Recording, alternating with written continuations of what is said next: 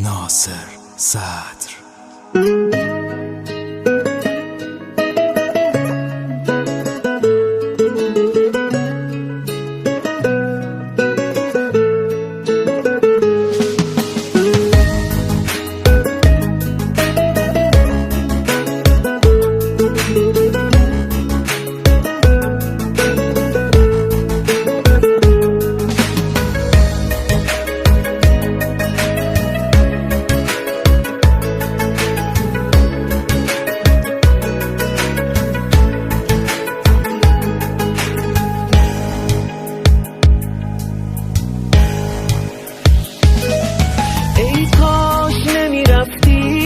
به پای تو بسوزم، موندم سر حرفم، سر قولم، من هنوزم. هیچ وقت نمیخواستی که بمونی تا بمونم، هیچ وقت نمیذاشتی همه حرفا تو بدونم. ای کاش میدونستی از وقتی که رفتی من کسی ندارم.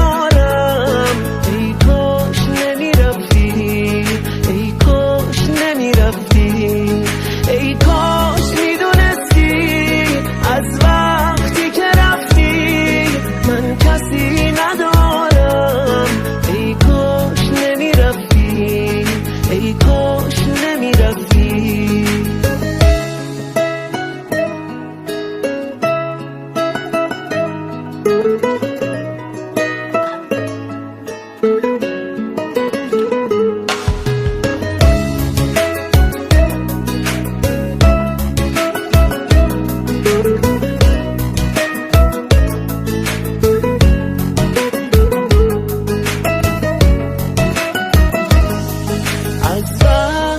رفتی دیگه چشمام سو نداره، این خاطره تلخ منو تنها نمیذاره.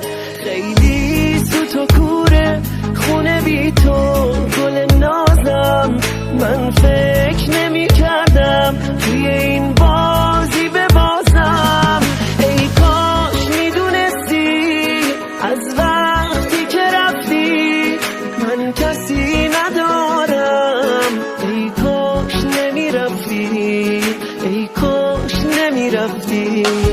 ای کاش میدونستی از وقتی که رفتی من کسی ندارم.